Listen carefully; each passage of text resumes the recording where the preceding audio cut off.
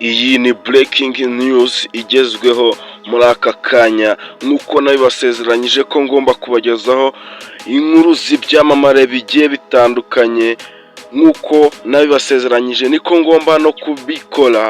Uyu ni icyamamare mumumenyereye mu mafilime yagiye atandukanye, mu mafilime nyarwanda. Uyu mukobwa witwa Natasha Ndahiro, dore ko yagiye akina amafilime menshi, biragoye ko utaba umuzi, dore ko anakomeza kubyivugira ku binyamakuru bigiye bitandukanye ko ashoboye gukina filime neza kandi cyane. Ariko nk'uko yagiye azikina, hari ibintu byinshi yagiye avangamo, ibinyamakuru bimwe bitangira kumuvugaho ndetse na leta itangira kumukekaho ibintu bidashobora kuba ari byiza, dore ko uyu Natasha Ndahiro yagiye akina filime akagaragazamo imyitwarire itari myiza, akagaragazamo ibintu bidakenewe, bityo rero bagatangira kuvuga ati izi filime zanyu nta nyigisho irimo habe namba. Uyu rero Natasha Ndahiro yagiye aja no ku binyamakuru bigiye bitandukanye, akagenda atangaza amakuru atari meza, bigatuma ibinyamakuru byinshi bigenda bimuvugaho, bivuga ati wa munyarwandakazi we bimeze bite, dore ko utangiye kuzana mu buhanzi bwacu cyangwa se muri izi filime tugenda dukina ibyo bintu by'urukozasoni, ugomba kubivamo, dore ko twebwe ntabyo tugomba gukora muri ubu buhanzi cyangwa se muri uyu mukino mwiza kandi ukundwa n'abantu benshi, dore ko ahubwo tugomba no gutangiramo ubutumwa, bigatuma bifasha abenshi bagenda badukurikirana. Naho ibi bintu ugenda ukina ubu abana babibonye waba uri kubaha ubuhe burere?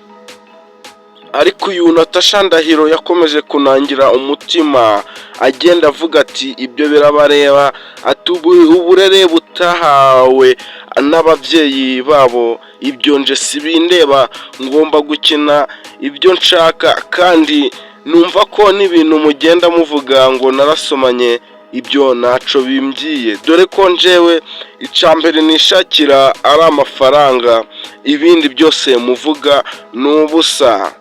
Rero Natasha Ndahiro yakomeje kuvuga amagambo menshi agiye atandukanye, akomeza kunangira umutima, ariko ibinyamakuru cyangwa se inshuti ze zagiye zimugira inama, agakomeza kuvuga ati ndeka ubuzima n'ubwande kandi ntaco bikurebaho, dore ko anavuga ati nta n'ikintu nakoze kidasanzwe hano mu Rwanda cyangwa se muri ubu buhanzi bwacu tugenda dukora bugiye butandukanye.